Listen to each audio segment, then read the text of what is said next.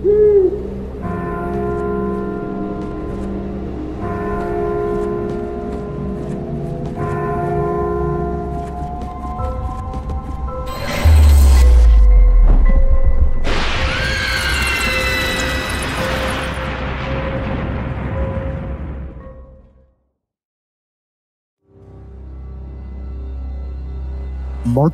ধূমপান ও মাদক সেবন স্বাস্থ্যের পক্ষে ক্ষতিকারক।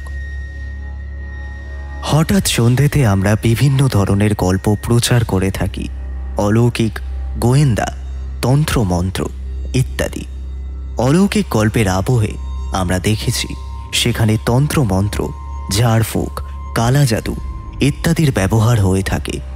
লেখক তার গল্পের রোমাঞ্চকর আবহ সৃষ্টির জন্যই এইগুলির ব্যবহার করে থাকেন। হঠাৎ সন্ধে কোনো কুসংস্কারকে প্রশ্রয় দেয় না। আমাদের সমস্ত শ্রোতা বন্ধুদের কাছে নিবেদন, অনুগ্রহ করে গল্প শোনার আনন্দে এই গল্পগুলি গ্রহণ করুন।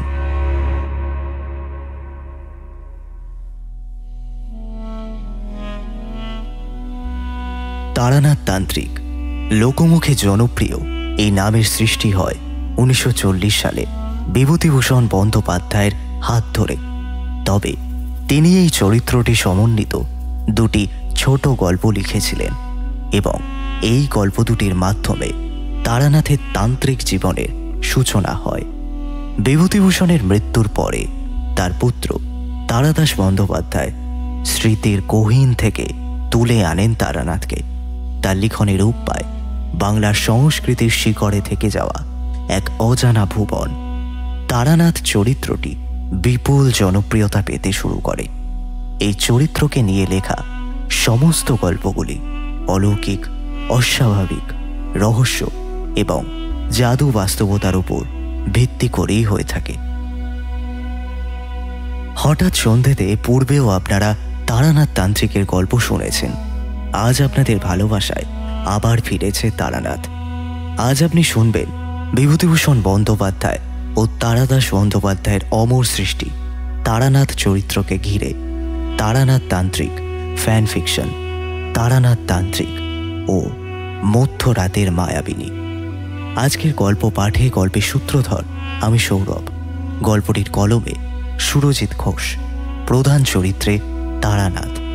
শুরু হচ্ছে আজকের নিবেদন, তারানাথ তান্ত্রিকের গল্প তারানাথ তান্ত্রিক ও মধ্যরাতের মায়াবিনী।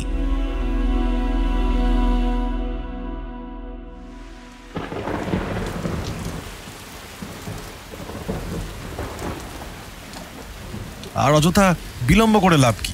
এবার বরং একখানা জমজমাট গল্প শোনান তো দেখি। বেশ ভয়ের গল্প, শুরু করুন। এমন বৃষ্টি বাদলা রাতে আপনার মুখ থেকে ভূতের গল্প শুনতে নেহাত মন্দ লাগবে না। গল্পের আসর একেবারে জমে যাবে। কিশোরীর এমন ধারা কথা শুনে ঠাকুর মশাই অত্যন্ত চটে গিয়ে বেশ খানিকটা মেজাজের সাথে গাম্ভীর্যপূর্ণ স্বরে বলে উঠলেন, এই হলো তোমাদের সবচেয়ে বড় দোষ। বলি আর কতবার তোমাদের বলতে হবে বলো দেখি, যে আমি আজ পর্যন্ত যে সমস্ত ঘটনার কথা তোমাদের বলেছি তার একটিও নিছক বানিয়ে কিংবা অলিক কল্পনার উপর ভিত্তি করে নয়। সেই সবই হলো আমার অতীত জীবনে বাস্তবে ঘটে যাওয়া এক একটি ভয়ানক সত্য ঘটনা। আমার বলা সেই সমস্ত কাহিনী তোমরা বিশ্বাস করবে না, আবার তো শোনার জন্য বারবার একেবারে পিড়াপিড়িও করবে। এটা তো একেবারেই উচিত কাজ নয়। হে, এইভাবে দুই নৌকায় পা দিয়ে কখনো চলা যায় না। পরিস্থিতির বেগতিক বুঝে আমি সবটা সামাল দেওয়ার জন্য দ্রুত ঠাকুরমশাইয়ের উদ্দেশ্যে বলে উঠলাম, আহা ঠাকুরমশাই, আপনি কিশোরীর কথায় এমন চটে যাচ্ছেন কেন? জানেনই তো ও ওই রকমই স্বভাবের মানুষ। দুমদাম করে যখন যা মুখে আসে তাই বলে ফেলে। তাছাড়া কে বলেছে যে আমরা আপনার বলা কোনো কাহিনী বিশ্বাস করি না? আমরা খুব ভালোভাবেই এ কথা জানি যে আপনি আমাদের মতন সাধারণ কোনো মানুষ নন। আপনার ক্ষমতা অনেক উচ্চ, আপনার অনেক ক্ষমতা রয়েছে। আপনার সেই সমস্ত অতিলৌকিক ক্ষমতার পরিচয় আমরা বহুবার পেয়েছি নানান সময়। ঠাকুরমশাই, আপনি বরং ওই অতীত জীবনে ঘটে যাওয়া একটা ভয়ানক লোমহর্ষক কোনো ঘটনার কথা আমাদেরকে বলুন না। আপনার মুখ থেকে সেই সমস্ত হাড় হিম করা কাহিনীর কথা শুনতে আমাদের খুব ভালো লাগে। কিশোরীর কথায় কিছু মনে করবেন না দয়া করে। আমার কথা শুনে ঠাকুরমশাইয়ের ক্রোধ এবার কিছুটা প্রশমিত হলো। তিনি আমাদের উদ্দেশ্যে আগের মতোই বেশ মেজাজের সাথে চড়া গলায় বললেন, এই যা বাঁচোয়া, তোমরা বিশ্বাস করো আর নাই করো, তাতে এই সমস্ত সত্য ঘটনা এক নিমেষে মিথ্যে হয়ে যেতে পারে না। এত বছর পরও আমার বলে দেওয়া প্রতিটা ঘটনার ঠিকানায় তোমরা যদি গিয়ে একটু জিজ্ঞাসাবাদ করো তাহলে জানতে পারবে সত্যি আজ থেকে বহু বছর পূর্বে অতীতে কোনো না কোনো এক সময় সেখানে ওই বিভীষিকাময় ঘটনা ঠিকই ঘটেছিল, যার সাক্ষী রয়েছে অনেক মানুষ। আসলে কি জানো, তোমাদের কাছে এই সমস্ত গাল গল্পের মতন মনে হলো, বাস্তবে প্রকৃতপক্ষে যাদের সাথে ওই রকম একেবারে লোমহর্ষক রোমাঞ্চকর ঘটনা ঘটেছিল একমাত্র তারাই বলতে পারে সে ঘটনার ভয়াবহ ঠিক কতখানি ছিল। এই কথা বলে ঠাকুরমশাই এবার কেমন যেন এক অদ্ভুত দৃষ্টিতে বাইরের বৃষ্টি ভেজা প্রকৃতির দিকে তাকালেন।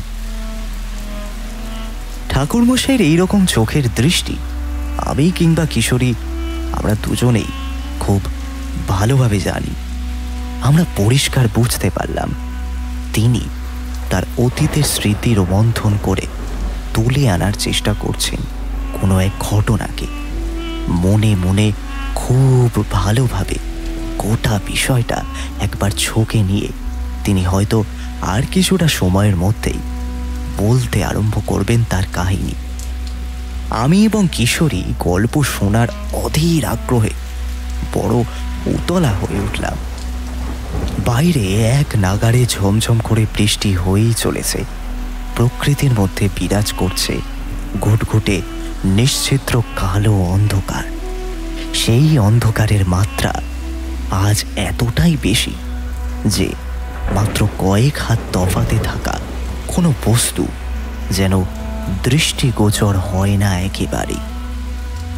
রান্নাঘরের ভেতর থেকে রুনু রুনু শব্দে নূপুর বাজিয়ে বেরিয়ে এলো ঠাকুরমশাইয়ের ছোট্ট মেয়ে চারি। আমাদের সামনে এসে থমকে দাঁড়ালো সে। মুখে সৌজন্যমূলক হাসি ফুটিয়ে বলল, এই নিন কাকাবাবু, আপনাদের জন্য গরম গরম 2 পেয়ালা চা আর সাথে পাঁপড় ভাজা। চারি আমাদের সামনে তক্তপোষের ওপর নামিয়ে রাখল 3 পেয়ালা চা আর সাথে বেশ কিছু পাঁপড় ভাজা। গরম চা আর মুচমুচে পাঁপড় ভাজা দেখে কিশোরীর জিভে যেন জল চলে এলো। সে চারির দিকে তাকিয়ে অকৃত্রিম হাসি হেসে বলল, সত্যি চারিমা, তোমার জবাব নেই। তুমি ঠিক বুঝতে পারো যে কখন কার কোন জিনিসটা প্রয়োজন। এমন ঠান্ডা আবহাওয়ায় একটু গরম গরম চা না হলে একেবারেই আড্ডার আসর জমে না। ঠাকুরমশাই ঠিকই বলেন, তুমি সাক্ষাৎ মা অন্নপূর্ণা। তাই তো এত অল্প বয়সেও সব দিকটা কেমনভাবে খেয়াল রাখতে পারো। সত্যি অসাধারণ। কিশোরীর কথা শুনে চারি মুখে সলজ্জ হাসি ফুটিয়ে কোমল সুরে বলল, ঠিক আছে কাকাবাবু, আপনারা খান। যদি কিছুর প্রয়োজন পড়ে তাহলে কিন্তু আমাকে অবশ্যই ডাকবেন। আমি রান্নাঘরে গেলাম হাতের বাদবাকি কাজ শেষ করার জন্য। চারি চলে যাওয়া মাত্রই আমি 1 পেয়ালা চা ঠাকুরমশাইয়ের দিকে বাড়িয়ে দিলাম। একটা দিলাম কিশোরীকে এবং অন্যটা নিলাম আমি নিজে। ঠাকুরমশাই চায়ের পেয়ালায় সামান্য 2 বার ফুঁ দিয়ে তাতে তৃপ্তির চুমুক বসালেন। আমাদের তরফ থেকে উপহার স্বরূপ দেওয়া তার অত্যন্ত পছন্দের এবং প্রিয় সিগারেট পাসিং শোয়ের প্যাকেট খুলে তিনি একটা সিগারেট বের করে তাতে আগুন ধরিয়ে টান দিতে লাগলেন।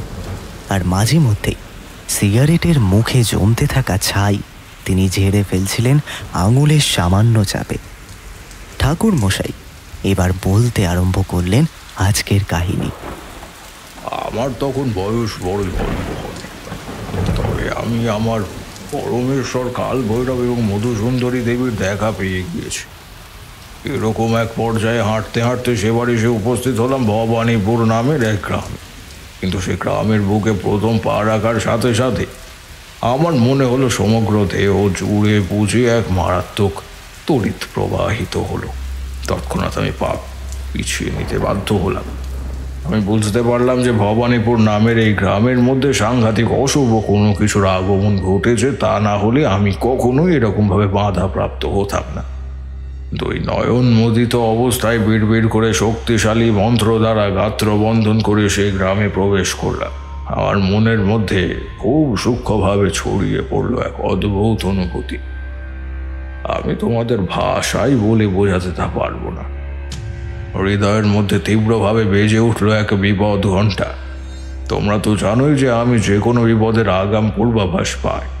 এই সমস্ত লক্ষণ থেকে এটাই পরিষ্কারভাবে বুঝতে পারছিলাম যে ভবানীপুর গ্রামে কোনো না কোনো অঘটন নিশ্চয় ঘটেছে, এবং এই গ্রামের ওপর অবিলম্বে আছড়ে পড়তে চলেছে এক অমঙ্গলজনক অশনি কালো ছায়া।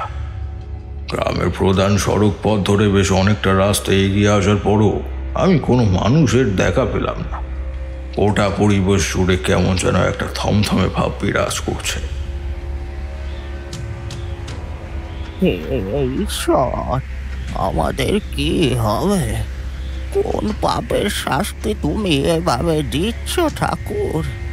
তবে কি আমাদের অদৃষ্টে এমন অপমৃত্যুর যোগ লেখা ছিল? এই সমস্যার থেকে মুক্তি পাওয়ার কি কোনো উপায় নেই? এই রকম ভাবে চলতে থাকলে মাত্র কয়েক রাত্রের মধ্যেই গোটা গ্রাম থেকে সমস্ত মানুষ নিশ্চিহ্ন হয়ে যাবে পুরোপুরিভাবে। শ্মশান ভূমির ন্যায় নীরবতা নেমে আসবে। ঈশ্বর, তুমি কিছু একটা করো। এমন কাউকে পাঠাও যে আমাদের এই মহা সংকটের হাত থেকে পরিত্রাণ দিতে পারে। একটি গাছতলায় এসে থমকে দাঁড়ালাম আমি। আমার কানে কথাগুলো পৌঁছতেই আমি সেদিকে পানে তাকিয়ে দেখলাম গাছের শীতল ছায়ায় বসে রয়েছেন এক অল্প বয়স্ক বৃদ্ধ মানুষ। বুক চাপড়ে অপরিসীম হতাশার সাথে কথাগুলো বলেছেন তিনি। তার দুই চোখ বর্তমানে টলটল করছে চলে।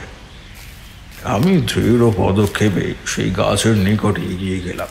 বৃদ্ধ ঘোলাটে দৃষ্টিতে আমার দিকে তাকালেন, তারপর ধুতির খুঁটি দিয়ে চোখের কোণে মুছে বললেন, কে আপনি? এখানে এলেন কোথা থেকে? বৃদ্ধের প্রশ্নের জবাবে আমি বললাম, আগে নমস্কার, আমার নাম তারানাথ চক্রবর্তী, তবে সাধারণ মানুষ আমায় তারানাথ তান্ত্রিক বলেই ডাকে। আমি টুকিটাকি কিছু মন্ত্রতন্ত্র জানি, আর জানা রয়েছে অল্প স্বল্প কিছু জ্যোতিষবিদ্যা। তাই দিয়েই সর্বদা চেষ্টা করি যে কোনো বিপদগ্রস্ত মানুষের বিপদ থেকে উদ্ধার করতে। আমি একজন অত্যন্ত সাধারণ ভবঘুরে মানুষ, বিভিন্ন জায়গায় ঘুরে ঘুরে বেড়ানো আমার কাজ। আজ এই ক্ষণিক্ষণ আগেই হাঁটতে হাঁটতে আমি আপনাদের এই ভবানীপুর গ্রামে এসে উপস্থিত হয়েছি। বৃদ্ধ মানুষটি আমায় বলা এই উত্তর শুনে যেন ভীষণ রকমের ঘাবড়ে গেলেন। আমি স্পষ্ট দেখলাম তার মুখ জুড়ে একটা আতঙ্ক খেলে রয়েছে। তিনি ভয়ার্থ ও চাপা কণ্ঠে আমায় বললেন, আপনি এখান থেকে চলে যান, যত তাড়াতাড়ি সম্ভব এই গ্রাম পরিত্যাগ করুন। এ গ্রাম আর একেবারেই স্বাভাবিক নেই। এই গ্রামের মধ্যে এক অজানা আতঙ্ক নেমে এসেছে। আপনি যদি এই গ্রামের মধ্যে থাকেন তাহলে বেঘরে এখানকার মানুষের মতো আপনার প্রাণটাও যাবে। তাই জন্যই আমি আপনাকে সতর্ক করছি। আপনি যদি নিজের প্রাণের মায়া করেন তাহলে দিনের আলো থাকাকালীন এই গ্রাম পরিত্যাগ করুন। চলে যান এখান থেকে, চলে যান। কিন্তু কেন? কি সমস্যা হয়েছে আপনাদের এই ভবানীপুর গ্রামে? কি কারণে এত ভীত? আপনাদের গ্রামে আদতে কোনো অঘটন ঘটেছে তা দয়া করে আমাকে বলুন। সেই সমস্ত কিছু জেনে আপনি কি করবেন? অযথা সময় নষ্ট করে লাভ নেই। আমি আপনার ভালোর জন্যই বলছি, আপনি বাইরে চলে যান। এই গ্রামে আর কখনো কোনো দিন আসবেননি আর, তাহলে আপনার চরম সর্বনাশ হবে। আহা, আপনি আমাকে বলুনই না, বাকিটা না হয় আমি বুঝে নেব। যে কোনো বিপদ থেকে কিভাবে নিজেকে রক্ষা করতে হয় সেই উপায় আমার জানা রয়েছে। তাই আপনি আমাকে নিয়ে দয়া করে বেশি চিন্তা করবেন না। আপনি শুধু আপনাদের এই গ্রামের সমস্যার কথাটা আমায় একটু বলুন, তাহলেই হবে। ঠিক আছে, আপনি যখন এত করে শুনতে চাইছেন তখন আমার বলতে কোনো আপত্তি নেই।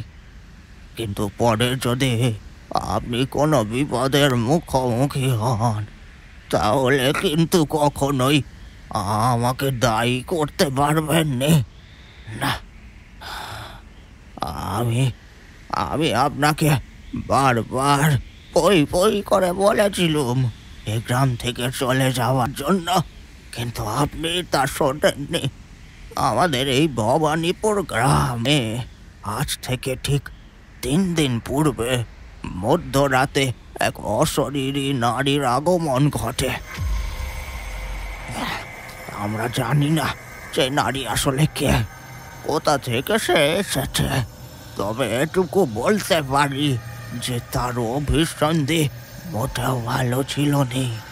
সে প্রতি রাতে আমাদের গ্রামে আবির্ভূত হয়ে নিশির মতো ডাকে। গ্রামের মানুষেরা তার ডাকে পুরোপুরি সম্মোহিত হয়ে পড়ে, ঘরের বাইরে বেরিয়ে আসে।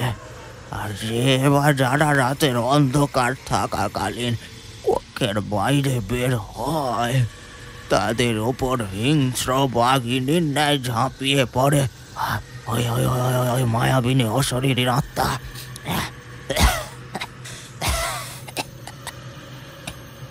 অনেক সময় সে সুর করে পরিবারের লোকেদের কণ্ঠস্বর নকল করে ডাকে।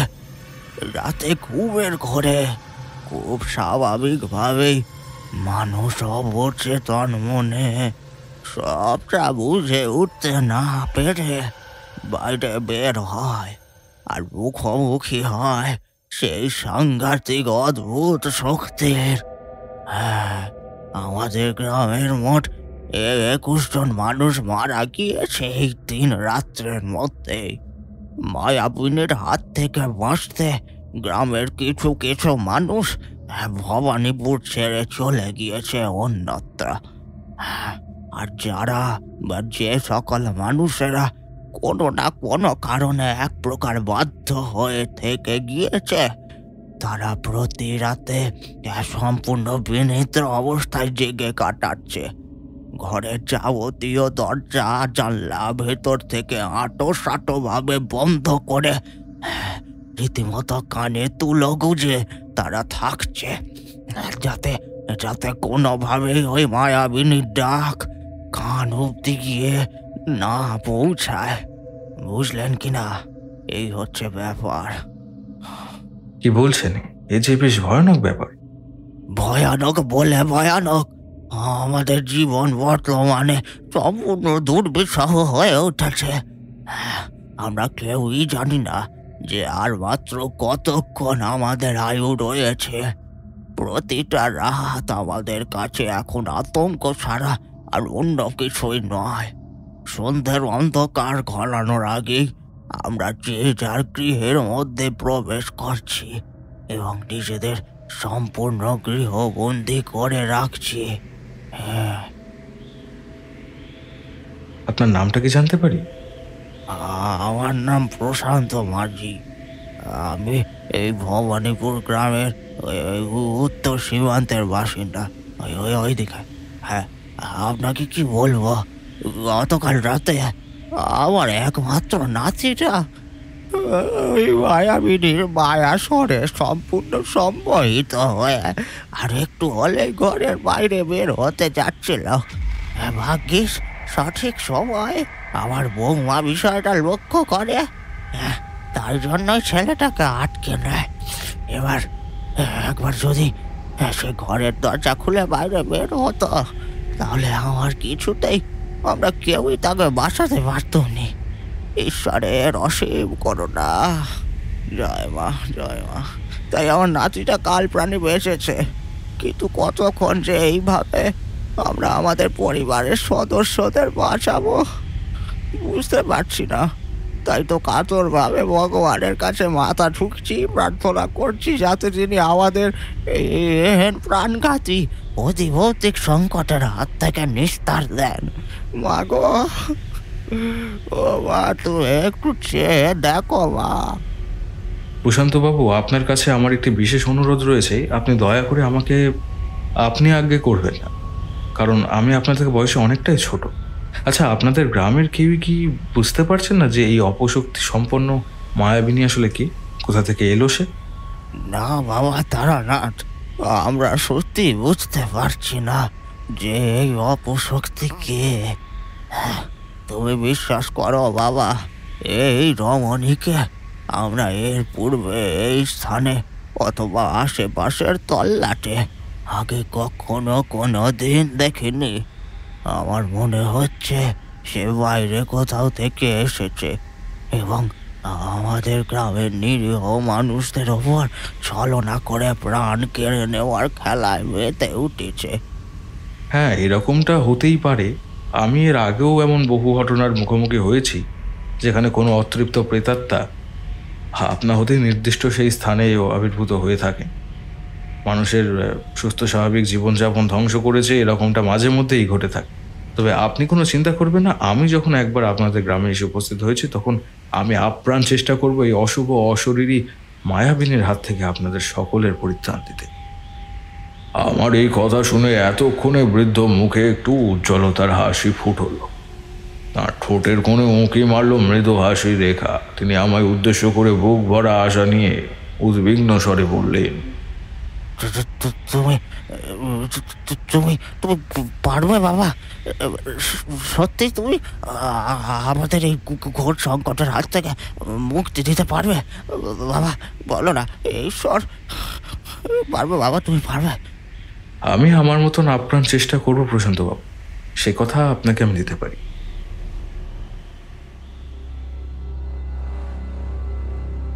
এভাবেই প্রশান্তবাবুর সাথে অনেকক্ষণ ধরে কথাবার্তা বলার পর আসন্ন সন্ধ্যার সময় তিনি তার বাড়ির পথে হাঁটা লাগালেন, আর আমি এসে উঠলাম সেই গ্রামের একটি পরিত্যক্ত আটচালার মধ্যে। প্রশান্তবাবু আমাকে বেশ কয়েকবার অনুরোধ জানিয়েছিলেন তার বাড়িতে যাওয়ার জন্য, কিন্তু তোমরা তো জানোই যে আমি কোনো গৃহস্থের বাড়িতে খুব একটা গিয়ে থাকা পছন্দ করি না। সেটা আমার একেবারেই স্বাভাবিক বিরুদ্ধ একটি কাজ। তাই আমি তাকে জানালাম যে আমি বাইরেই থাকব।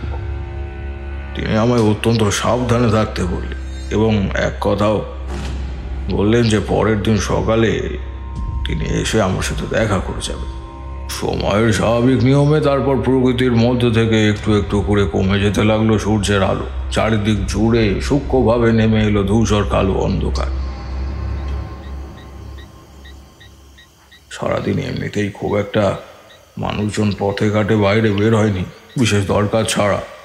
এখন সন্ধ্যার অন্ধকার ঘনিয়ে এলে আর কাউকে বাড়ির বাইরে পা রাখেই না।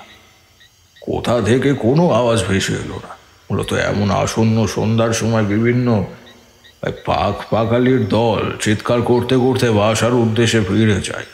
অদ্ভুতভাবে কোনো পাখির ডাক আমার কান অব্দি এসে পৌঁছলো না। পাখালির চিৎকার তো বহু দূরের কথা, নিজের পক্ষে কিছু কীট পতঙ্গের আওয়াজও আমি শুনতে পেলাম না। বুঝতে পারলাম সমগ্র পরিবেশটা অশুভ শক্তির অতলে তলিয়ে গিয়েছে বলেই পরিবেশ স্বাভাবিক নিয়মের বিরুদ্ধে গিয়ে এরকম অস্বাভাবিক হয়ে উঠেছে।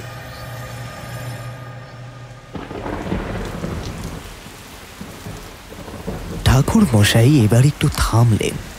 বাইরে বিরামহীনভাবে বৃষ্টি হয়েই চলেছে। বৃষ্টি থামার বিন্দুমাত্র কোনো লক্ষণ নেই। মাঝে মধ্যে কান ফাটানো শব্দে কাছে পিঠে কোথাও না কোথাও বজ্রপাত ঘটছে। তিমিরাচ্ছন্ন পরিবেশ মুহূর্তে ভরে যাচ্ছে সাদাটে উজ্জ্বল আলোর ছটায়। একখানি সিগারেট ধরিয়ে ঠাকুর মশাই পুনরায় বলতে আরম্ভ করলেন গল্পের পরের অংশ।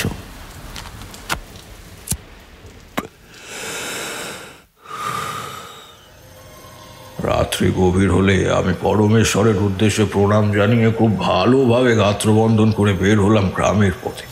অন্ধকারাচ্ছন্ন পরিবেশে বের না হলে যে কিছুই দেখতে পাবো না সেই অশরীরী মায়াবিনীর, আর তাকে বুঝতে হলে তাকে প্রত্যক্ষ করাটা অত্যন্ত জরুরি এক বিষয়। ভবানীপুর গ্রামের মধ্যে দিয়ে হাঁটার সময় আমার মনে হলো আমি যেন কোনো গ্রামই নয়, ও যে একটা শ্মশানের মধ্যে দিয়ে হেঁটে চলেছে। কোথাও বিন্দুমাত্র কোনো আলোর উৎস কিংবা সামান্যতম কোনো আওয়াজ হচ্ছে না, নীরবতাময়। সেই পরিবেশের মধ্যে যদি একটা সামান্য সূঁচও পড়ে তাহলেও সে আওয়াজ বুঝি ঝনঝন করে উঠবে।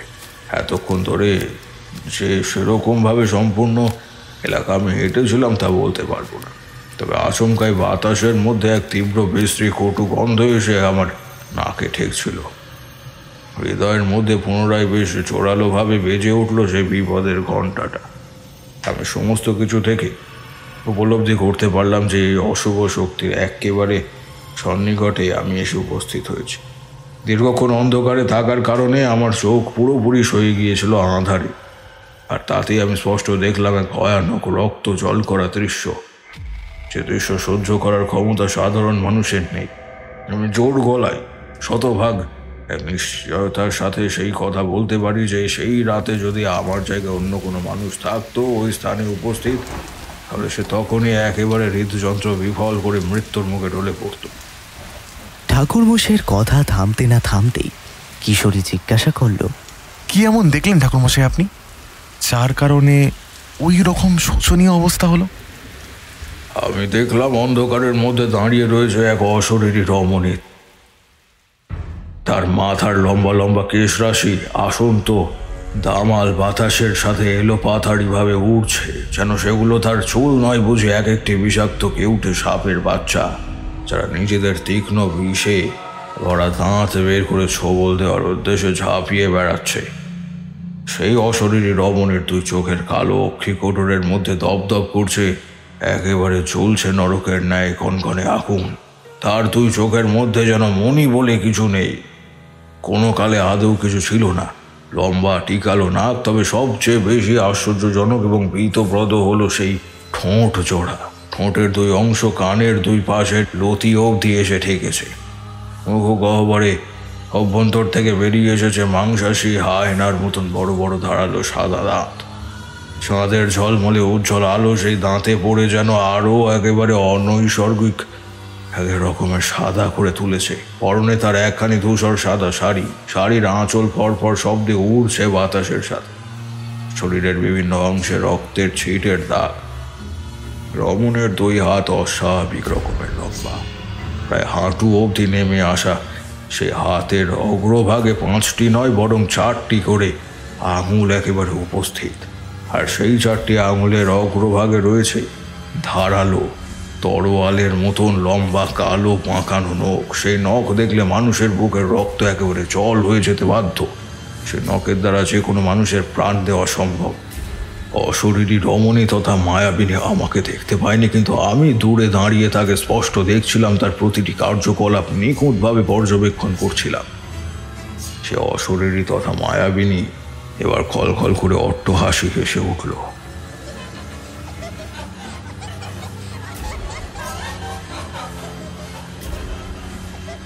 তার হাসির শব্দ ছড়িয়ে পড়ল সমগ্র ভবানীপুর গ্রামের আকাশে বাতাসে। রাস্তার দুই পাশে দাঁড়িয়ে থাকা বিশাল বড় বড় মহিরুহের দল বুঝি সীমাহীন আতঙ্কে একেবারে থরথর করে কেঁপে উঠল। দূরের খালপাড় থেকে বাতাসে ভর করে ছুটে এলো একদল শৃগালের রক্ত জল করা চিৎকার।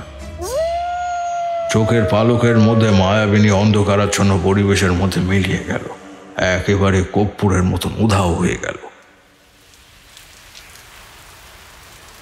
বাপ রে, আপনার মুখ থেকে ওই মায়াবিনীর বর্ণনা শুনেই আমাদের গোটা শরীরে রীতিমতো শিহরণ জেগে উঠেছে। সত্যি চোখের সামনে যদি তাকে এমন গভীর রাতের অন্ধকারে সম্পূর্ণ একলা রাস্তার মধ্যে দাঁড়িয়ে থেকে প্রত্যক্ষ করতাম, না জানি আমার কি অবস্থা হতো। তা ঠাকুরমশাই, সেই অশরীরই মিলিয়ে গেল। কোথায় গেল সে? আপনি এরপর কি করলেন? আমি বুঝতে পারলাম যে সেই অশরীরই তার শিকারের সন্ধানে বেরিয়েছে, তাই আমাকে আর ওইখানে এক মুহূর্ত দাঁড়িয়ে থেকে সময় নষ্ট করলে চলবে না। সে অশরীরের প্রকৃত একেবারে গতিবিধি বোঝার জন্য আমি এবার ছোলার ভেতর থেকে বের করে আনলাম একটি মন্ত্রভূত কাগজি লেবু। সেই কাগজি লেবু মাটির মধ্যে ফেলে দেওয়া মাত্রই তা গড় করে গড়াতে আরম্ভ করলো। আমি সেই কাগজি লেবুর প্রতি নজর রাখলাম, কারণ ওই লেবু যেখানে গিয়ে থামবে অশরীরের উপস্থিতি ঠিক সেইখানেই হবে। এসো, ঘরের বাইরে বেরিয়ে এসো, এসো পলাশ। আর এইভাবে নিজেকে আটকে রেখো না।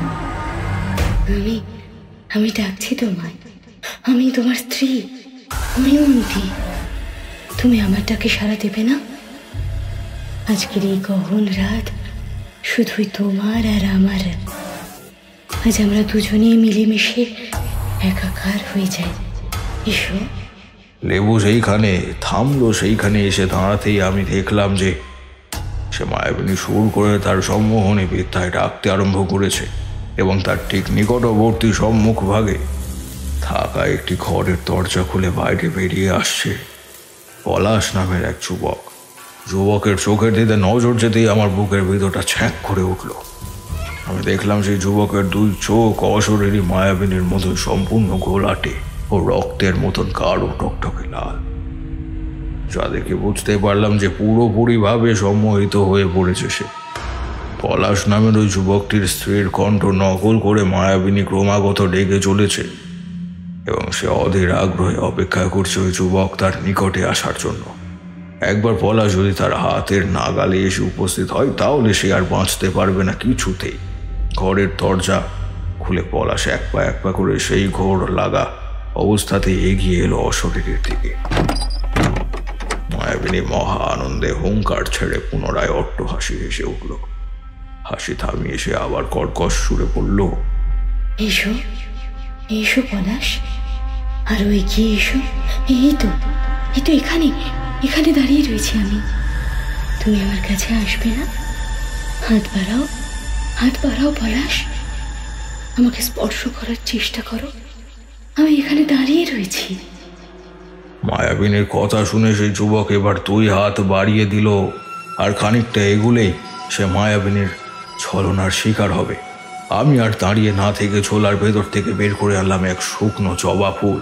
সেই ফুল কোনো সামান্য পুষ্প নয়, তা ছিল স্বয়ং দেবী তারার মহা পুষ্প।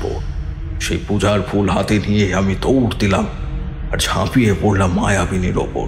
সেই ফুল তার কপালে চেপে ধরে আমি উচ্চ কণ্ঠে বিশুদ্ধ দেবনাগরী ভাষায় পাঠ করতে আরম্ভ করলাম দেবী মন্ত্র।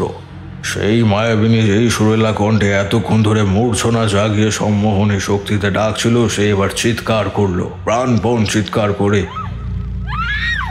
লাস্যময় রমণীর থেকে মুহূর্তের মধ্যে সে পরিণত হলো এক সাক্ষাৎ পিশাচিনীতে।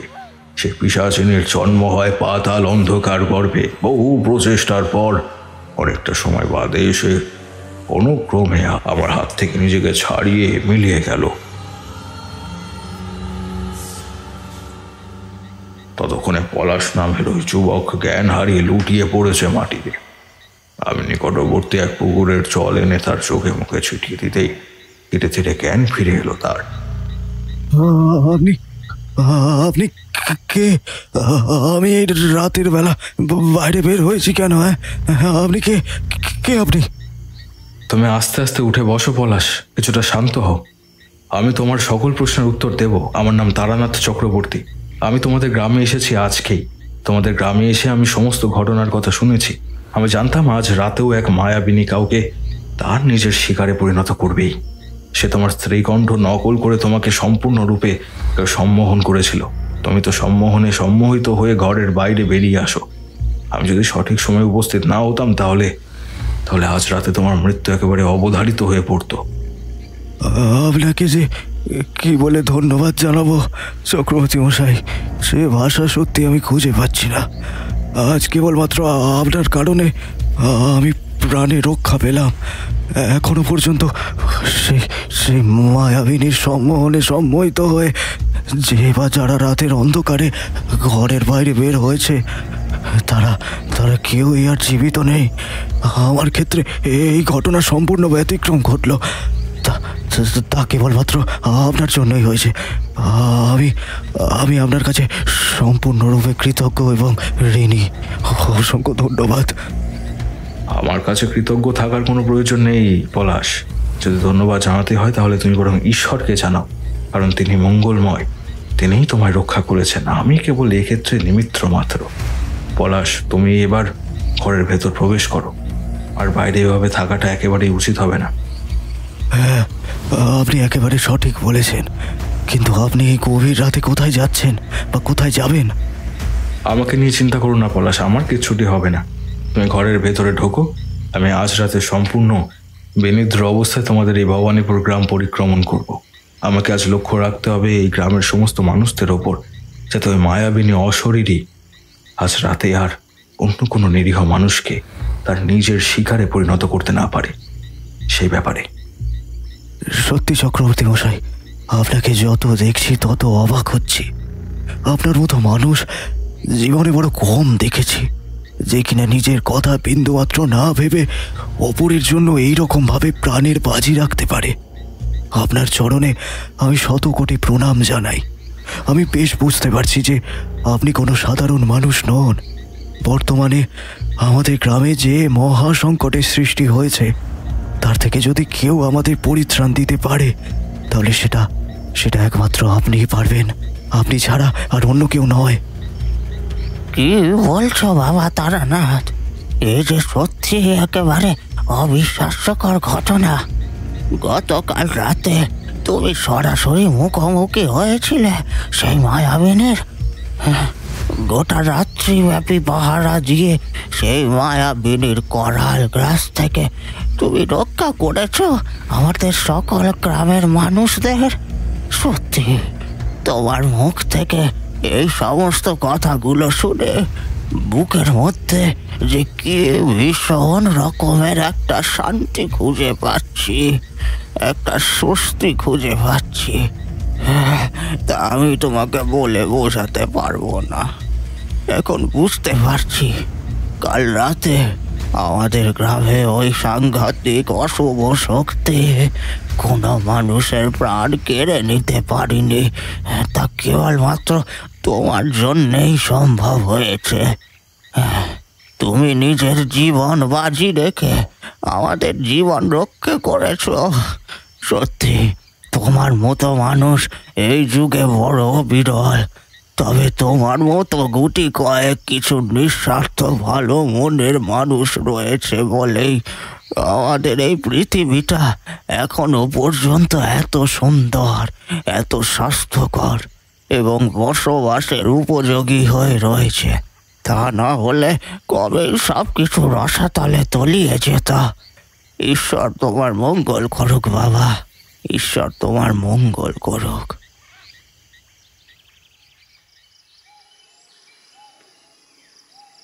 পরের দিন সকাল হলেই বৃদ্ধ প্রশান্তবাবু এসে উপস্থিত হলেন আটচালার ওই সান্নিকটে। প্রশান্তবাবুর উদ্দেশ্যে আমি গতকাল রাতের সমস্ত ঘটনার কথা বললাম। বৃদ্ধকে জানালাম যে সেই মায়াবিনী ঠিক কীভাবে ছলনার দ্বারা তাদের গ্রামের ওই পলাশ নামের ওই যুবকের স্ত্রীর কণ্ঠস্বর নকল করে তাকে গৃহের বাইরে বের করেছিল। আমি যদি সঠিক সময় সেখানে গিয়ে উপস্থিত না হতাম তাহলে চরম সর্বনাশ ঘটে যেত। শুধুমাত্র তাই নয়, পলাশ ছাড়াও আরও বেশ কিছু মানুষের প্রাণহরণের উদ্দেশ্যে সম্মোহনে বেদ্যায় সম্মোহন করার চেষ্টা করে, কিন্তু আমি তার সমস্ত পরিকল্পনা একেবারে বানচাল করে দিই। প্রশান্তবাবুর মুখমণ্ডল জুড়ে এক অকৃত্রিম অবর্ণনীয় হাসি উজ্জ্বলের আভা ফুটে উঠেছিল মাত্র অল্প সময়ের জন্য। তারপরে পুনরায় তার চোখের মুখের মধ্যে ফুটে উঠল এক আতঙ্কের অভিব্যক্তি। তার মুখমণ্ডল জুড়ে ঘনিয়ে এলো দুশ্চিন্তার কালো অন্ধকার। দয়া করে এভাবে ধন্যবাদ জানাবেন না প্রশান্তবাবু, কারণ আমি যা করছি সেটা আমার কর্তব্য। আমি শুধু আমার কর্তব্যটুকুই পালন করছি, তাছাড়া আর কিছুই নয়। কিন্তু তারানাথ, এবার কি হবে? এইভাবে কতদিন তুমি আমাদের রক্ষা করবে? প্রতি রাতে তোমার পক্ষে আমাদের গ্রামের মানুষদের সুরক্ষা প্রদান করা কখনোই তো সম্ভব নয়। এই সমস্যা সমাধানের কোনো একটা পথ তোমায় খুঁজে বের করতেই হবে বাবা, না হলে তুমি সাময়িকভাবে আমাদের রক্ষা করতে পারলেও চিরস্থায়ীভাবে পারবে না কিছুতেই। হ্যাঁ, এটা আপনি একেবারে সঠিক কথা বলেছেন। সত্যি এই মায়াবিনীর হাত থেকে আপনাদের পরিত্রাণ দেওয়ার কোনো একটা ব্যবস্থা আমাকে করতেই হবে। তবে আমি নিজেও এখনো পর্যন্ত জানি না কি সেই উপায়, কোন প্রক্রিয়ার দ্বারা এই মায়াবিনীকে চিরতরের জন্য ধ্বংস করা সম্ভব। তবে আমার আস্থা রয়েছে ঈশ্বরের ওপর। আমি জানি তিনি ঠিক কোনো না কোনো একটি উপায় আমায় বাতলে দেবেন। ঠিক এইভাবে কিছুতেই আপনার জীবন একেবারে বিপন্ন হতে দেবে না। আচ্ছা বেশ, ঠিক আছে বাবা, তাহলে তুমি তোমার মতো উপায় খোঁজার চেষ্টা করো। আমি এখন আসছি। তুমি শান্ত মনে ধীর স্থিরভাবে ভাবনা চিন্তা করে দেখো, নিশ্চয়ই কিছু একটা উপায় তুমি খুঁজে পাবে, এমনটাই আশা করছি। এই কথা বলে প্রশান্তবাবু সেই স্থান ছেড়ে চলে যেতে আমিও উঠে এসে ভবানীপুর গ্রামের একটি নির্জক ফাঁকা গাছতলার সম্মুখে উপস্থিত হলাম। সেই বিশাল বড় মহিরুহের শীতল ছায়ায় টান টান ভাবে পদ্মাসনে বসে আমি দুই নয়ন মুদিত করলাম। তোমরা তো জানোই যে আমি যতবারই বিপদে পড়ি সে আমাকে কোনো না কোনোভাবে মধুসুন্দরী দেবীর সাহায্য নিতেই হয়। হ্যাঁ, এখন একমাত্র দেবী আমার একমাত্র ভরসা। তিনিই পারেন আমাকে এই চরম বিপদের হাত থেকে উদ্ধার করতে। শান্ত মনে এতক্ষণ ধরে যে ওইভাবে চোখ বন্ধ অবস্থায় দেবীর ধ্যান করছিলাম তা আমি বলতে পারবো না সঠিকভাবে। তবে আচমকা বাতাসের মধ্যে কোনো এক অতীব সুন্দর পবিত্র গন্ধ এসে আমার নাসারন্ধ্র হয়ে দেহের একেবারে অভ্যন্তরে প্রবেশ করল। আমি বুঝতে পারলাম মধুসুন্দরী দেবীর আগমন ঘটে গিয়েছে। এই মিষ্টি গন্ধ লৌকিক জগতের কোনো গন্ধ নয়, আর অতি লৌকিক জগতের গন্ধও নয়। এই গন্ধ দুই জগতের মধ্যবর্তী কোনো এক পর্যায়ে, যেখানে মধুসুন্দরী দেবীর অধিষ্ঠান। সাধক, চোখের পাতা খোলো, দেখো আমি এসে উপস্থিত হয়েছি তোমার সম্মুখ ভাগে। বলো, কি প্রয়োজনে আমায় স্মরণ করলে তুমি? এক ঋণঋণে রমণীর কণ্ঠ আমার নাকে এসে প্রবেশ করতেই আমি ধীরে ধীরে চোখের পাতা খুলে তাকালাম। সামনের দিকে তাকিয়ে দেখলাম আসন্ন সন্ধ্যার ধূসর কালো অন্ধকার ঘনীভূত হয়ে সমগ্র চরাচর মধ্যে সেই অন্ধকারের বুকে জ্বলন্ত অগ্নিকুণ্ডের মতো এক অদ্ভুত নীলাভ তেজি রশ্মি বিক্ষিপ্ত করে দাঁড়িয়ে রয়েছেন স্বয়ং মধুসুন্দরী দেবী। দেবীর সৌন্দর্যের বর্ণনা করা আমার মতন সাধারণ কোনো মানুষের কাজ নয়। শুধু এটুকুই বলতে পারি যে মধুসুন্দরী দেবীর এই রূপ আমি এর পূর্বে কখনো দেখিনি। দেবীর থেকে একবার দৃষ্টি নিক্ষেপ করলে সেই দৃষ্টি ফেরানো সম্ভব নয়, যেন সাক্ষাৎ জগৎময়ী। আমি সজল নেত্রে দুই হাত জড়ো করে আতর কণ্ঠে বললাম, হে দেবী, আপনার তো অজানা কোনো কিছুই নয় এই জগতে। সব কিছুই আপনার সবই জানা। আপনি তো জানেন এই ভবানীপুর গ্রামে ঠিক কোন সাংঘাতিক অপশক্তির আগমন ঘটেছে। আপনি দয়া করে এই মায়াবিনীর হাত থেকে রক্ষা করুন, এতগুলো মানুষের প্রাণ আপনি বাঁচান। সাধক, তুমি পঞ্চদেবতার উদ্দেশ্যে পুজো করো এবং এই গ্রামের মধ্যে অবিলম্বে এক মাঙ্গলিক যজ্ঞের আয়োজন করো। এই গ্রাম কিছুটা দূষিত হয়েছে, আর ঠিক সেই কারণেই ওই সাংঘাতিক অপশক্তির আগমন ঘটেছে এই ভবানীপুর গ্রামের বুকে। সবশেষে তুমি মা ভবানীর পুজো করো। এই গ্রামের আরাধ্যা দেবী হলেন তিনি। গাঁয়ের একেবারে উত্তর সীমান্তে দেবীর বিশাল বড় প্রতিষ্ঠিত মন্দির রয়েছে। সেই মন্দিরের মধ্যে আছে দেবীর অস্ত্রস্বরূপ ত্রিশূল। সেই ত্রিশূল তোমায় নিয়ে আসতে হবে। বাকিটা তোমায় সাহায্য করবেন ইন্দ্রদেব। তুমি ইন্দ্রদেবের পুজো করে তাকে প্রসন্ন করো, তিনি তোমার সঙ্গ দেবেন। এত দূর অবধি বলে মধুসুন্দরী দেবী ধীরে ধীরে মিলিয়ে গেলেন সেই তিমিরাচ্ছন্ন পরিবেশের মধ্যে। আমি দুই হাত জোড় করে অত্যন্ত ভক্তি সহকারে দেবীর উদ্দেশ্যে প্রণাম জানালাম। মধুসুন্দরী দেবীর নির্দেশ অনুযায়ী আমাকে এবার প্রতিটি কাজ করতে হবে। একমাত্র তাহলেই সম্ভব এই অশুভ শক্তির বিনাশ ঘটানো। দেবীর বলা নির্দেশ আমি খুব ভালোভাবে বুঝতে পেরেছিলাম। এই স্থান ছেড়ে এবার উঠে সোজা চলে এলাম আমি আটচালার সন্নিকটে। রাতে সামান্য কিছু খাবার খেয়ে পুনরায় বের হলাম একেবারে গ্রামবাসীদের ওই অপশক্তির হাত থেকে রক্ষা করার জন্য।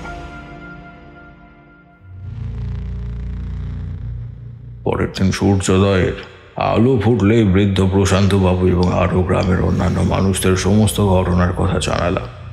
প্রয়োজনের জন্য যাবতীয় সামগ্রী তারা নিয়ে দেওয়ার ব্যবস্থা করল। গ্রামের ভবানী মন্দির থেকে আমি নিয়ে এলাম দেবীর প্রধান অস্ত্রস্বরূপ সেই ত্রিশূল। তারপর গ্রামের একেবারে ঠিক মাঝ বরাবর আরম্ভ হলো এক বিশেষ মাঙ্গলিক যজ্ঞ এবং পূজা পাঠ। গ্রামগঞ্জের মানুষ খুব একটা এরকম ব্যতিক্রম ঘটনা সচরাচর প্রত্যক্ষ করার সুযোগ পায় না, তাই সেখানে উপচে পড়া মানুষের ভিড় হলো। যত বেলা গড়াতে আরম্ভ করলো ততই আকাশের বুকে একটু একটু করে মেঘ ঘনীভূত হলো। আষাঢ়ের ঘন কালো মেঘের সামিয়ানা যেমন ছেয়ে যায় গগন বক্ষে, ঠিক বিস্তার লাভ করলো। পঞ্চদেবতার উদ্দেশ্যে পুজো করে মা ভবানীর পূজা করলাম। তারপর আরম্ভ হলো দেবরাজ ইন্দ্রের পুজো। এক টানা এতক্ষণ পর্যন্ত গল্প বলার পর ঠাকুর মশাই এইবার একটু থামলেন। আমি আর কিশোরী আমরা দুজনেই লক্ষ্য করে দেখলাম তার চোখ মুখ জুড়ে কেমন একটা অস্থির ভাব ছড়িয়ে পড়েছে। তার সমগ্র দেহ জুড়ে ফুটে উঠছে এক ভীষণ চঞ্চলতা। ঠাকুর মশাইয়ের এইরূপ লক্ষণ আমরা খুব ভালোভাবেই চিনি। আমরা পরিষ্কার বুঝতে পারলাম এইবার তার একটু বিরতি নেওয়ার সময় এসেছে। ঠাকুর মশাই আমাদের দিকে তাকিয়ে বেশ খানিকটা বিরক্তির সাথে বললেন, বুঝলে কিশোরী, তোমরা এইখানে বসে কিছুটা সময় নিজেদের মধ্যে গল্প গুজব করো। আমি একবার চট করে ঘরের ভেতর থেকে গড়গড়াখানা সেঁজে নিয়ে আসি। গড়গড়ায় টান না দিলে যে আর একেবারেই চলছে না। আসলে তোমরা তো আমার জন্য যতই নামি দামি কোম্পানির সিগারেটের প্যাকেট কিনে আনো না কেন, আমাদের মতন পুরাতন দিনের মানুষের তামাক খাওয়ার আসল সুখ খুঁজে পান ওই সমস্ত গড়গড়া কিংবা হুঁকোর মধ্যেই। হ্যাঁ। আর একটিও বাক্য ব্যয় না করে ঠাকুর মশাই এইবার তক্তপোষ ছেড়ে শটান উঠে দাঁড়িয়ে চলে গেলেন কক্ষের দিকে। তার প্রস্থানের সাথে সাথেই কিশোরীর মুখ কেমন যেন বাংলার পাঁচের মতো হয়ে উঠল। আসলে গল্প চলাকালীন এরকম বিরতি তার একেবারেই অপছন্দের একটি বিষয়, কিন্তু এক্ষেত্রে আমার কিংবা তার আমাদের কারোরই কোনো কিছু করার নেই। ঠাকুর মশাই গড়গড়ায় টান না দিলে সঠিকভাবে গল্প বলে উঠতে পারেন না, কিছুতেই পারেন না। তাই তার বিরতির প্রয়োজন হয়ে ওঠে আবশ্যক। কিশোরীর মন মেজাজ খানিকটা ভালো করার জন্য আমি তার দিকে তাকিয়ে নরম গলায় বললাম, আহা ভাই, তুমি মুখ গম্ভীর করে বসে রইলে কেন? ঠাকুরমশাই যখন গড়গড়া সাজাতে একবার ভেতরে গিয়েছেন তখন আর বেশ কিছুটা সময় তিনি এদিক পানে আসবেন না কোনো মতেই। চলো এই সুযোগে আমরাও বরং একটু ধূমপান করি, অনেকটা সময় হলো সিগারেট খাওয়া হয়। আমার কথায় এবার যেন কিশোরীর মেজাজ কিছুটা হালকা হলো। তার মুখের মধ্যে থেকে সেই গাম্ভীর্যের ভাব কিছুটা হলেও কমল। সে তার সিগারেটের প্যাকেট থেকে দুটি সিগারেট বের করে একটি নিজে নিয়ে একটি দিল আমায়। ফস শব্দে দেশলাই কাঠি জ্বালিয়ে আমরা আগুন ধরিয়ে টান দিতে লাগলাম। সিগারেট খাওয়া সমাপ্ত হলে অবশিষ্ট ফিল্টার দুটো উঠোনের জমা জলের মধ্যে ছুঁড়ে দিয়ে আমরা নিজেদের মধ্যে টুকিটাকি গল্প গুজব করছিলাম। ঠিক এমন সময় ঠাকুর মশাই ঝলন্ত গড়গড়া হাতে নিয়ে বেরিয়ে এলেন কক্ষের বাইরে। তার দুই চোখ ততক্ষণে নেশায় লাল হয়ে উঠেছে। তিনি যথাস্থানে এসে আমাদের ঠিক মুখোমুখি বসে লম্বা টান দিয়ে এক রাশ ধোঁয়া ছাড়লেন। কিশোরী বরাবরই বড় অধৈর্য প্রকৃতির মানুষ। সে আর একেবারেই ধৈর্য ধরে বসে থাকতে না পেরে শেষমেশ বলে উঠল, ঠাকুরমশাই, এইবার তাহলে বলুন গল্পের পরবর্তী অংশটা। আচ্ছা, তা কত দূর অবধি বলেছিলাম তা বলো দেখি। ওই তো আপনি সেই মাঙ্গলিক যজ্ঞ এবং পুজো পাঠে বসেছিলেন ইন্দ্রদেবতার উদ্দেশ্যে, তারপর পুজো সম্পূর্ণ করলেন, তারপর কি হলো? মনে পড়েছে, তা আর বলতে হবে। আসন্ন সন্ধ্যার সময় আমার সমস্ত পূজা পাঠ ও যাগযজ্ঞ সমাপ্ত হলো। আমি গ্রামবাসীদের উদ্দেশ্যে নির্দেশ দিয়ে বললাম, মন দিয়ে তোমরা প্রত্যেকে আমার কথা শোনো। আজ রাতে কোনো অবস্থাতেই তোমরা ঘরের বাইরে পা রাখবে না, কোনাক্ষরেও না। যদি কেউ তোমাদের পরিবারের অন্য কোনো সদস্যের কণ্ঠস্বর নকল করে তোমাদের বাইরে বের হওয়ার জন্য আহ্বান জানায়, তাহলে তাতেও না। পৃথিবীতে যদি তোলপাড় হয়ে যায় তাহলেও তোমরা ঘরের দরজার বাইরে বের হবে না।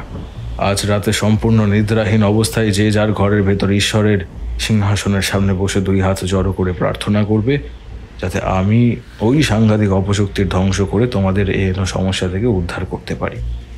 আরেকটি কথা, আজ রাতে তোমরা তোমাদের বাড়ির চারপাশে একটু আলোকিত করে রাখার চেষ্টা করবে। যেমন ধরো মশালের আলো, হ্যারিকেনের আলো কিংবা লণ্ঠনের আলো, অথবা মৃত প্রদীপ জ্বালিয়ে আধার মেছানোর প্রচেষ্টা করবে। অন্ধকারে যে কোনো অশুভ শক্তির প্রাদুর্ভাব একেবারে সাংঘাতিক বৃদ্ধি পায়। কাল যতক্ষণ না সূর্যোদয়ের আলো ফুটছে ততক্ষণ কিন্তু বাইরে বের হও না, ভুলেও না। আমার কথা শুনে সকলে এবার সেই স্থান পরিত্যাগ করে যে যার বাড়িতে চলে গিয়েছে। আমি প্রত্যেকের মুখের দিকে তাকিয়ে দেখলাম তাদের মুখ জুড়ে ঘনিয়ে আসছে একেবারে সীমাহীন আতঙ্কের বলিরেখা। সকলেই আসলে আমার কথা শুনে খুব ভয় পেয়ে গিয়েছিল, যদিও ভয় পাওয়াটাই ছিল খুব স্বাভাবিক। সেই রাত্রি যেন সাক্ষাৎ কাল রাত্রি হয়ে নেমে আসতে চাইছিল সমগ্র ভবানীপুরের গ্রামে। সেই রাত ছিল শুভ শক্তির সাথে অশুভ শক্তির সংঘর্ষের রাত।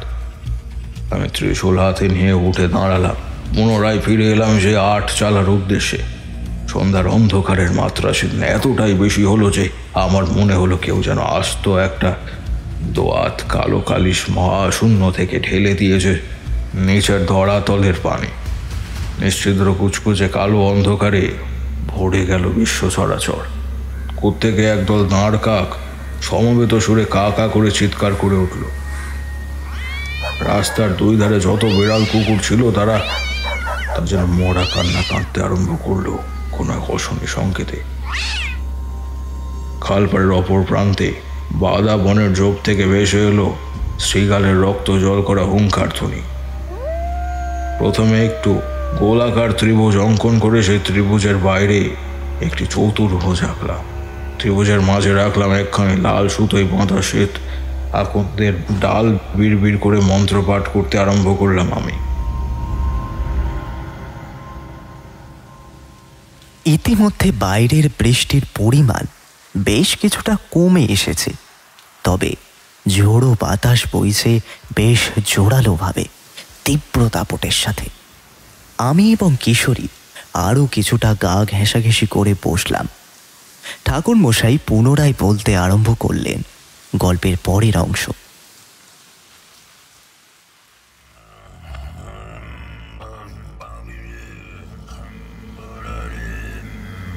আচমকা গভীর রাতে হঠাৎ করে চক্রের মধ্যে থাকা সেই শ্বেত আগুনদের ডালে তপ করে আগুন জ্বলে উঠল আপনা হতেই। একটা বিভৎস পোড়া গন্ধ ছড়িয়ে পড়ল সেই জ্বলন্ত আগুনের মধ্যে থেকে। আমি অধীর আগ্রহের সাথে অপেক্ষারত অবস্থায় তাকিয়েছিলাম সেই আগুনদের ডালের দিক, কারণ এই আগুনদের ডালে যখনই আগুন বেরোবে তখনই আমায় বুঝে নিতে হবে যে ওই অপশক্তি পুনরায় আবির্ভূত হয়েছে এই গ্রামের বুকে। ছোলার ভেতর থেকে অত্যন্ত দ্রুতর সাথে বের করে আনলাম সেই মন্ত্রপুত কাগজি লেবু। তার রাস্তার মধ্যে গড়িয়ে দেওয়া মাত্রই গড় গড় করে সেই কাগজ লেবু গড়াতে আরম্ভ করলো। ডান হাতের মুঠোই ত্রিশূলখানি শক্ত করে ধরে আমি হন্তদন্ত হয়ে সেই লেবুর গতিবিধি অনুসরণ করে চললাম। অন্ধকারাচ্ছন্ন পথে যেতে যেতে কত রকমের কত আদি ভৌতিক অভিজ্ঞতা হলো আমার। কখনো মনে হলো কেউ যেন পেছন থেকে আমার নাম ধরে ডাকছে, তো আবার কখনো মনে হলো কেউ যেন আমার দিকে তেড়ে আসছে। কত চিৎকার চেঁচামেচি তর্জন গর্জন কানে এলো সেই গভীর রাতে।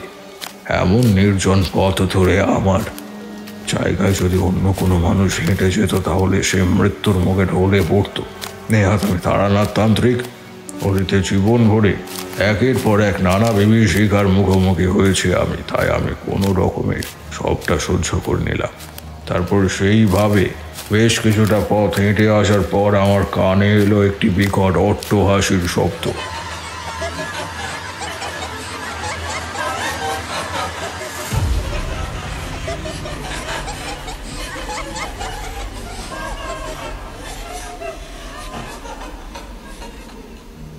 আমি দেখলাম সেই মায়াবিনী দাঁড়িয়ে রয়েছে আমার একেবারে মুখোমুখি। তার দুই চোখের অক্ষি কোটরে সেই কনকনে আগুনের উত্তাপের মতন লাল আলো তপ করে চলছে। সে যেন আগে থেকেই জানতো আজ আমি এখানে আসবো, সেই মতন সেও প্রস্তুত হয়েছিল। লাশ সময় রমণী থেকে এক সাংঘাতিক পিশাচিনীতে পরিণত হলো। মাথার সনের মতো চুল সেই ঘূর্ণিঝড়ের তামালো বাতাসের সাথে উড়তে আরম্ভ করলো। তার কান বিভৎস রকমের লম্বা, ঠোঁটের দুই পাশে বেরিয়ে আসে সাদা ঝকঝকে তা সদন্ত, হাতের নখ তীক্ষ্ণ ধারালো তরোয়ালের মতন বেড়ে উঠল। আমি উপলব্ধি করেছিলাম আমার বুকের হৃদস্পন্দের মাত্রা যেন কয়েক গুণ বেড়ে গিয়েছে। এত সুন্দরী দেবীর বলা কথাগুলোই আমার মস্তিষ্কের মধ্যে ভেসে উঠল। এক মুহূর্ত দেরি না করে আমি ঊর্ধ্ব গগনের পানে তাকালাম, আর তারপর দুই বাহু দিয়ে প্রসারিত করে উচ্চ কণ্ঠে বললাম, হে দেবরাজ ইন্দ্র, এবার আপনি আমার আবেদন স্বীকার করুন। এই পিশাচিনীর ধ্বংসের কারণ হোক আপনার ওই ব্রহ্মাস্ত্র। এই গ্রামের বুকে বহু নিরীহ নিরাপদ মানুষের চোখের জলের কারণ হয়েছে এই মায়াবিনী অশরীরী। এই অশরীরীর ধ্বংসের সময় আসন্ন। আপনি দয়া করে আমার আবেদন গ্রহণ করুন এবং আমার সাহায্য করুন। এই কথা বলে আমি আমার ডান হাতের মধ্যে থাকা ত্রিশূলখানি উঁচিয়ে ধরলাম আকাশের পানে। তারপর তা সোজা নামিয়ে আনলাম পিশাচিনীর দেহ লক্ষ্য করে।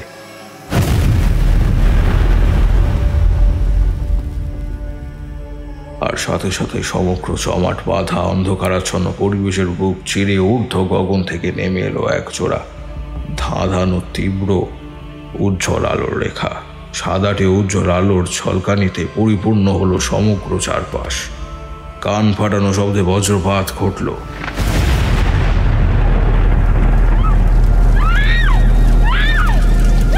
দুই চোখের পাতা সহজাতভাবেই বন্ধ হয়ে গিয়েছিল আমার। চোখের পাতা খুলতেই আমি দেখলাম সেই পিশাচিনীর শরীর দাও দাও করে জ্বলছে, আর সে প্রাণপণে চিৎকার ক্রমে ছড়িয়ে পড়ল অন্ধকারের প্রতিটি কোনায় কোনায়।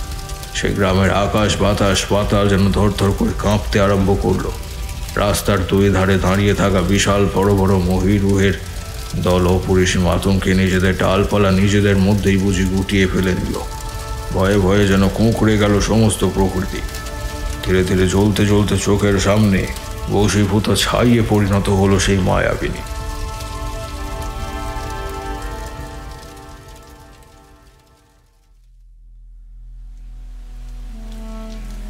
আমি স্নান সেরে ফিরে এলাম আটচালার উদ্দেশ্যে। দেবী ভবানীকে প্রণাম জানিয়ে তার অস্ত্র শুদ্ধিকরণ করে পুনরায় তুলে দিলাম তার হাতে। পরের দিন সকালে প্রশান্ত বাবু সহ সমস্ত গ্রামের মানুষ এসে ভিড় জমালো আমার কাছে। আমি তখন তাদের বললাম বিপদের সমস্ত কালো ছায়া কেটে গিয়েছে, তাদের গ্রাম বর্তমানে যাবতীয় বিপদ থেকে মুক্ত।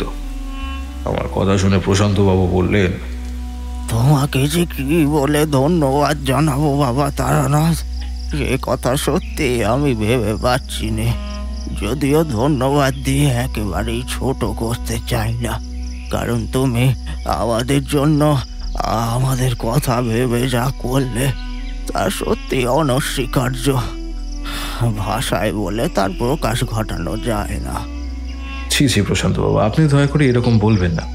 আমি যেটুকু করেছি, যা করেছি, সে সমস্ত কিছুই আমার কর্তব্য ছিল। আমি আমার কর্তব্য ছাড়া আর অন্য কিছুই করিনি। তারানাথ, তারানাথ, তুমি আমাদের গ্রামে বেশ কয়েকটা দিন থেকে যাও বাবা। দয়া করে এই অনুরোধ করবেন না আপনি, কারণ প্রয়োজন মিটে গেলে আমি আর সেই স্থানে থাকি না। কোনো মায়ার বন্ধনে নিজেকে জড়িয়ে ফেলতে চাই না একেবারে। তাই জন্য আমি আজই গ্রাম ছেড়ে চলে যাব। সিদ্ধান্ত নিয়েছি। আমার এখানে থাকার যে প্রয়োজনীয়তা ছিল সেই প্রয়োজনীয়তা ফুরিয়ে গিয়েছে ইতিমধ্যেই। আপনারা সম্পূর্ণ স্বাভাবিক এবং সুস্থ জীবনের মধ্যে পদার্পণ করেছেন। আপনাদের উপর আর কোনো অশুভ বিপদের ছায়া নেমে আসবে না। তাই এবার আমায় মুক্ত মনে বিদায় দিন। আচ্ছা বেশ, তবে তাই হোক। তুমি যখন চাও না তখন আর তোমায় জোর করব না।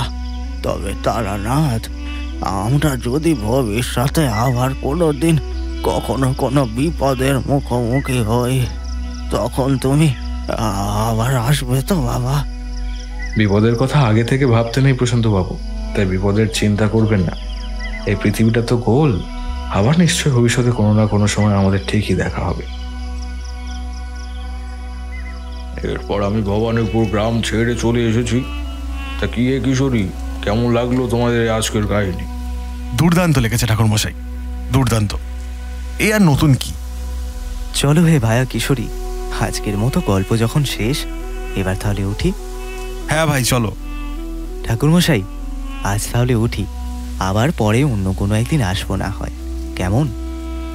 আচ্ছা বেশ বেশ, ঠিক আছে, এসো। তবে সাবধানে যেও কিন্তু। রাস্তাঘাটের অবস্থা একেবারে ভালো নয়, চারিদিকে একেবারে পুরোপুরি জলমগ্ন হয়ে উঠেছে। ঠাকুরমশাইয়ের কাছ থেকে বিদায় চেয়ে নিয়ে আমি আর কিশোরী বেরিয়ে এলাম মঠ লেনের রাস্তায়। তারপর দুই বন্ধু মিলে দুখানি সিগারেটে আগুন ধরিয়ে হাঁটতে আরম্ভ করলাম আমাদের গন্তব্যের উদ্দেশ্যে।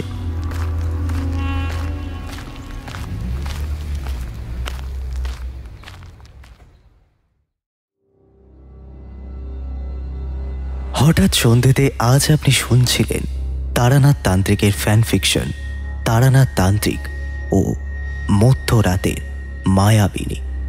তারানাথের চরিত্রে প্রীতম, আত্মা ও দেবীর চরিত্রে বর্ণিশা, কিশোরীর চরিত্রে রৌনিক, চারের চরিত্রে বর্ণালী, গল্প পাঠ গল্পের সূত্রধর প্রশান্ত মাঝি ও পলাশের চরিত্রে আমি সৌরভ। শব্দগ্রহণ ও ধ্বনি পরিকল্পনায় আবির, পোস্টার ডিজাইন কৃষ্ণেন্দু। শেষ হলো আজকের নিবেদন।